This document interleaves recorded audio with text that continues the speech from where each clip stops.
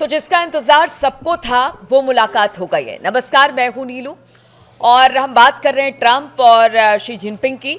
इनकी मुलाकात खत्म हो गई है। मुलाकात में क्या बात हुई है और इस बात पर पूरी दुनिया की नजर थी।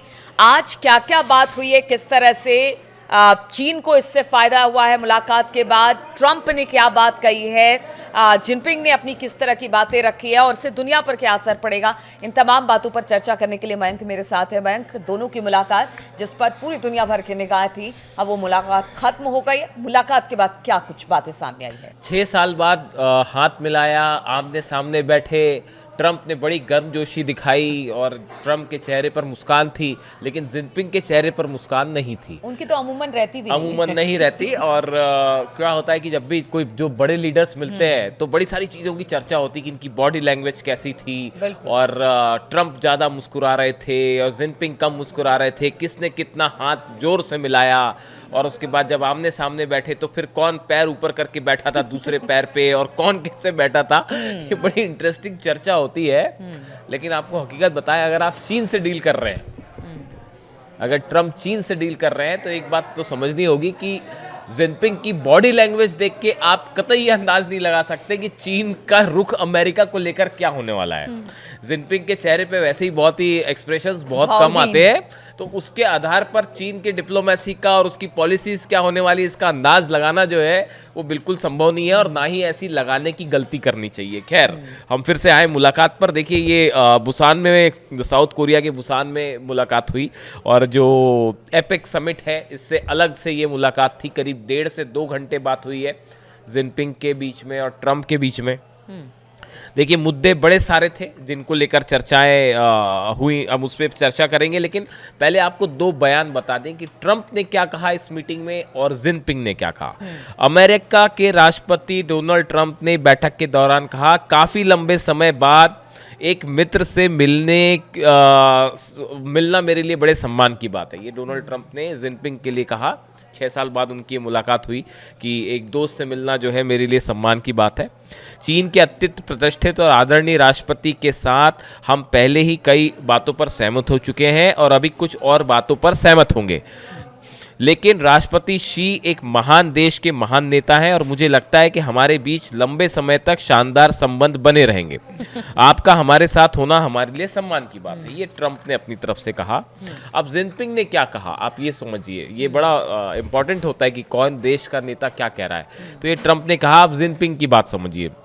राष्ट्रपति ट्रंप, आपसे मिलकर मुझे बहुत खुशी हुई है और आपको दोबारा देखकर बहुत अच्छा लग रहा है क्योंकि कई साल बीत गए। ये जिनपिंग ने कहा कि आपसे मुलाकात हुई, 6 साल बीत गए थे, तो आपसे मिलकर मुझे बड़ी खुशी हुई और अच्छा लगा। हमने 3 बार फोन पर बात की और कई पत्रों का आदान प्रदान किया और हम निकट संपर्क में रहे। उन्होंने कहा कि 3 बार हमारी इसके पहले फोन पर बात हो चुकी है इन 6 सालों में, कई बार चिट्ठी इधर उधर हुई। हमने हमारे संयुक्त मार्गदर्शन में चीन अमेरिका संबंध कुल मिलाकर स्थिर रहे। अब यहाँ से जो जिनपिंग कह रहे हैं ये बड़ी इंपॉर्टेंट बात है। वो कह रहे हैं कि चीन और हमारे बीच में संबंध कमोबेश जो है स्थिर रहे।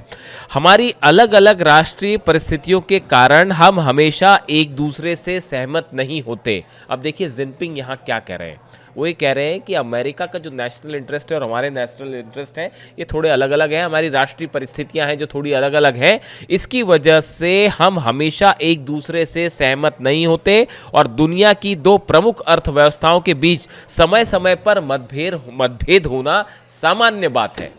देखिए, ये जिनपिंग ने जो सबसे इस पूरे मीटिंग के दौरान मुझे व्यक्तिगत रूप में जो सबसे इंटरेस्टिंग बात लगी वो जिनपिंग का ये कहना कि भाई 2 देश की, दुनिया की 2 सबसे प्रमुख अर्थव्यवस्थाएं हैं और समय समय पर बीच में थोड़ा मतभेद होना सामान्य बात है। यानी आप देखिए, बड़ा अच्छे शब्दों में बहुत पोलाइटली उन्होंने संदेश दे दिया ट्रंप को कि भैया ऐसा और आगे है, भी इस तरह के ये सब ठीक है, आपने बहुत अच्छे से मिले, आप बहुत अच्छे से आपने हाथ मिलाया और बड़ी गर्मजोशी दिखाई, बहुत अच्छी बात है, लेकिन नेशनल इंटरेस्ट अपनी जगह है। और दूसरा, अब देखिए, अब इसके बाद जो फौरन बाद इसके जो कदम आया, जो फैसला आया, US president Donald Trump on Thursday announce that the US tariff imposed on China will be reduced by 10% points from 57% to 47%। 10% points जो है वो उन्होंने तुरंत जो है टैरिफ चीन के ऊपर कम कर दिया। ये अनाउंसमेंट अमेरिका की तरफ से हुआ, अमेरिका ने 10% टैरिफ कम कर दिया।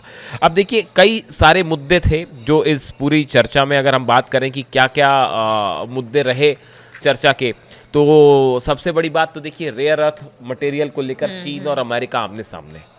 चीन ने जो है वो अपनी तरफ से रेयर अर्थ मटेरियल है अमेरिका भेजने पर पाबंदी लगा दी है, जिससे अमेरिका में अच्छा खासा नुकसान हो रहा है। दूसरी चीज, सोयाबीन खरीदने से चीन ने मना कर दिया, जिससे वहां के फार्मर्स को अमेरिका के बड़ा नुकसान हो रहा था। तो अमेरिका की तरफ से दो कोशिश थी कि रेयर अर्थ मिनरल्स मटेरियल्स जो है वो, और सोयाबीन को लेकर जो है चीन के साथ फौरन किसी समझौते की तरफ। तो दोनों टीम्स, जब राष्ट्रपतियों की मुलाकात होती है तो दोनों के एक्सपर्ट्स की टीम मुलाकात करती है और वो एक समझौते की तरफ आगे बढ़ती है। तो साधारण सी बात है, जब दो देश के राष्ट्रपति मिले तो इसको लेकर जल्दी ही कुछ एक बड़ी बात सामने आ सकती है। वैसे जो टेक्निकल इक्विपमेंट्स हैं इसको लेकर अमेरिका की बड़ी निर्भरता है चाइना में, चिप्स बाकी जो इस तरह की चीजें होती है उसको लेकर भी जो है समझौता हो सकता है और बात जो है वो आगे बढ़ सकती है। लेकिन जो सबसे बड़ी बात है, देखिए टैरिफ जो है, आपको ये बात समझनी पड़ेगी कि जो टैरिफ है, अमेरिकन टैरिफ या चाइना अमेरिका जो ट्रेड वॉर होता है, डोनाल्ड ट्रंप के आने के बाद ये टैरिफ और ट्रेड वार जो है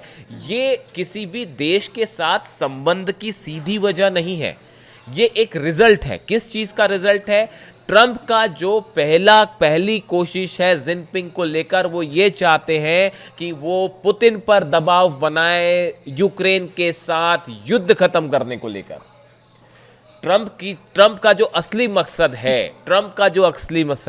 है कि जिनपिंग जो है वो पुतिन को समझाएं, उनको मनाएं और यूक्रेन के साथ जो है वो वॉर खत्म करें। असली मोटिव ट्रंप का ये है। इस मुलाकात पे जो ट्रंप जिस मकसद को लेके गए थे, देखिए आप जब भी कोई किसी भी बड़े राष्ट्रपति का या प्रधानमंत्री का दूसरे देश के दौरे को एनालिसिस करते हैं तो आप सबसे पहले ये समझते हैं कि उस व्यक्ति का सबसे बड़ा इंटरेस्ट क्या है। अगर आप समझना चाहते हैं, हकीकत के पास रहना चाहते हैं, तो बातों के अलावा भी बड़ी सारी चीजें होती हैं।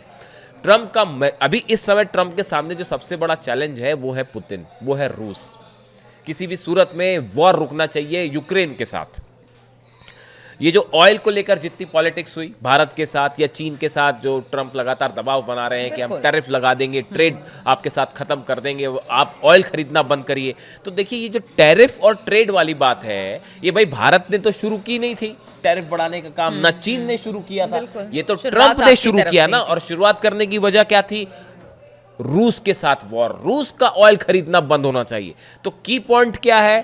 रूस है, पुतिन है, वॉर है, ना कि टैरिफ है। देखिए टैरिफ कम ज़्यादा होना ये ज़्यादा मुश्किल काम नहीं है। आप देखिए चाहे सोयाबीन को लेके हो, चाहे रेयर अर्थ मटेरियल को लेकर हो, चाहे चिप इलेक्ट्रॉनिक्स आइटम की बात हो, इस पे डील करना इज़ नॉट वेरी डिफिकल्ट। ये हो जाएगी डील।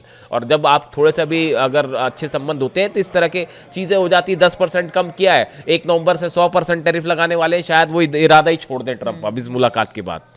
लेकिन एक बात साफ है जो हमको समझ में आ रही है कि इसमें जो बड़ी चीज़ है वो है रूस को कितना दबाव बना पाएंगे ट्रंप पुतिन के ऊपर। यहाँ पर एक सवाल और है, क्योंकि अभी ठीक है शी जिनपिंग और इनकी मुलाकात हुई, ट्रंप की मुलाकात हुई, आप कह रहे हैं कि इसको सीधे से ना देख के थोड़ा सा घुमा के देखिए कि किस तरह से रशिया पर एक तरह से दबाव बनाने की कोशिश है। और यही कुछ भारत के साथ भी हो रहा है। हमने देखा 2 तेल कंपनियों पर सैंक्शन रूस के, और उसके बाद अब अमेरिका से तेल को, कच्चे तेल को लेकर अब आयात भारत ने भी ज्यादा कर दिया। कहा यह जा रहा है कि शायद हो सकता है आने वाले समय में जिस तरह से ब्राजील हो या फिर अभी चाइना हो कि 10% टैरिफ कम कर दिया गया, आने वाले समय में भारत पे। तो एक कोशिश यही की गई कि किसी भी तरह से, कहते हैं ना कि साम दाम दंड भेद, आप जो चाह लेते हैं आप उसे करते हैं, और इसीलिए दबाव पूरी तरह से कहीं ना कहीं पुतिन पर है। देखिए ये लेकिन क्या ये दबाव बना पाएंगे ट्रंप? क्या दबाव बना पाएंगे पता नहीं। अब दबाव बन पाता पता नहीं, लेकिन उन्होंने तो न्यूक्लियर मिसाइल टेस्ट कर दी।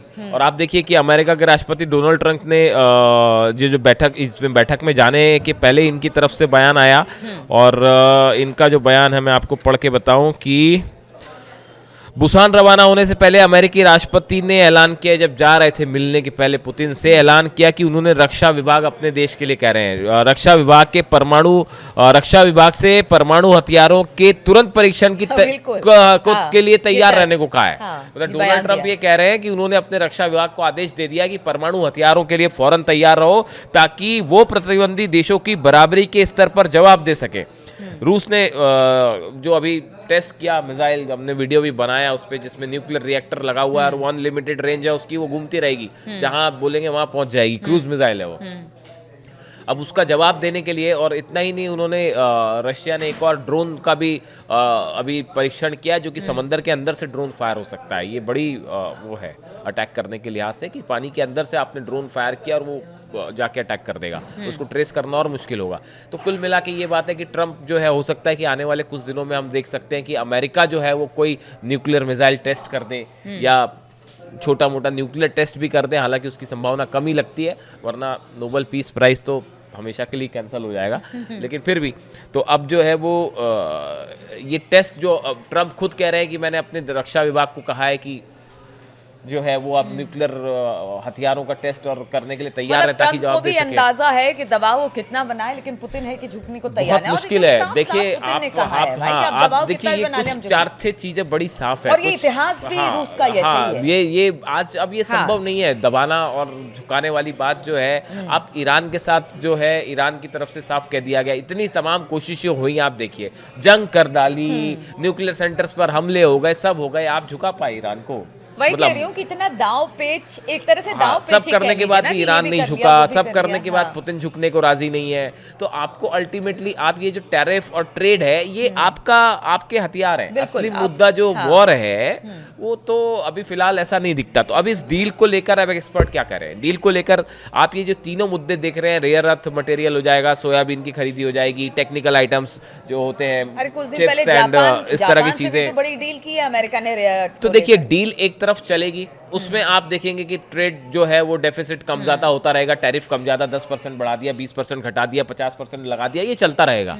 लेकिन जो मेन मकसद है रशिया और पुतिन, क्या उसको कुछ कर पाएंगे ट्रंप जिनपिंग के साथ मुलाकात को लेकर, ये एक बड़ा मुद्दा है जिसको लेकर एज ऑफ नाउ जो एक्सपर्ट्स हैं वो ये कह रहे हैं कि ये कह दिया है कि हमारे मुद्दे आपके मुद्दे अलग हैं और बहुत सारे, हाँ, तो वो बड़ा साफ किया उन्होंने। तो ऐसा लगता है कि फिलहाल जो है इस डील से कितना क्या निकल के आ पाएगा, खासकर पुतिन और यूक्रेन के रेफरेंस में, ये बात अभी इसके लिए बड़ा वेट करना होगा। और कोई इसमें बड़ा अचीवमेंट जल्दी से हो जाए, ऐसा होता फिलहाल तो नहीं दिखाई दे रहा। ठीक है, ट्रंप और शी जिनपिंग की मुलाकात हो गई, टैरिफ का मुद्दा तो सद गया, वहां पर 10% टैरिफ जो था वो चाइना का कम कर दिया।